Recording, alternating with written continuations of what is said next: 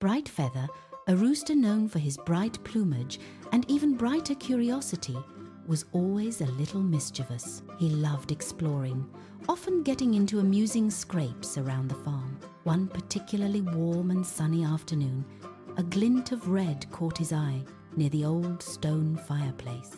He discovered a few glowing embers, remnants from the morning's fire, still faintly pulsing with heat. A mischievous glint appeared in Brightfeather's eye as he thought, "I wonder if anything exciting will happen if I just poke these sparks."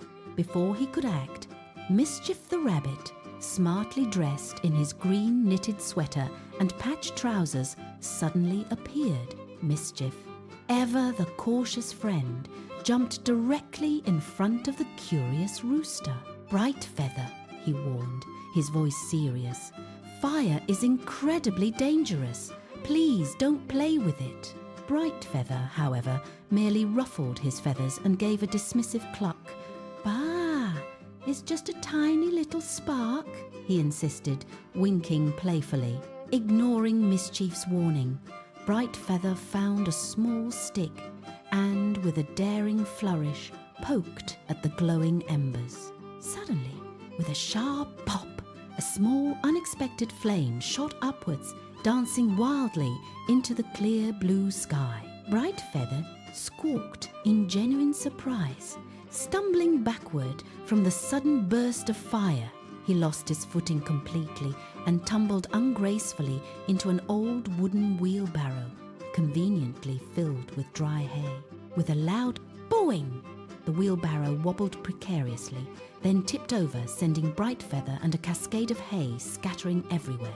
The hay, now loose, began to catch tiny sparks from the ground, creating a growing glow. Then, with a dramatic kaboom, a nearby stack of hay bales began to tumble down. They rolled like cartoon barrels, gaining speed and heading straight for Mischief. Mischief, with quick reflexes, dodged out of the way just in time, letting out a nervous but amused laugh. Brightfeather, now truly alarmed, flapped his wings frantically, trying to beat out the spreading flames. More sparks flew, like a miniature fireworks display, some landing in an old wooden barrel. This barrel, to Brightfeather's dismay, was filled to the brim with water. Splash! The sudden dousing soaked Brightfeather completely, from the top of his comb to his very last tail feather. He emerged from the barrel,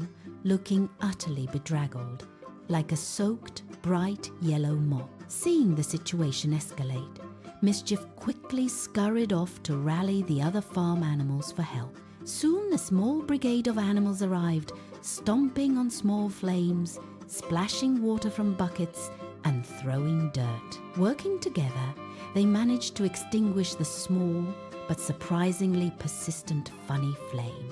Brightfeather shook himself vigorously, sending water droplets flying, feeling both dripping wet and deeply embarrassed. I truly didn't realize fire could be so treacherous," he stammered, "and so explosive." He admitted his mistake, his usually proud feathers ruffled and slightly singed from the ordeal. Mischief, seeing Brightfeather's genuine remorse, offered a comforting smile. "Brightfeather," he said gently, "it's wonderful to be curious, but fire is definitely no toy. Playing carelessly, even with something small, can be very dangerous. See, even funny explosions can cause big problems." Brightfeather nodded slowly, still dripping, but his expression was now much wiser. "I promise," he declared, "I won't poke at sparks ever again. And thank you, Mischief, for saving me and my feathers." From that day forward, Brightfeather understood that while curiosity is a good trait, safety, responsibility, and knowing when to ask for help are even better.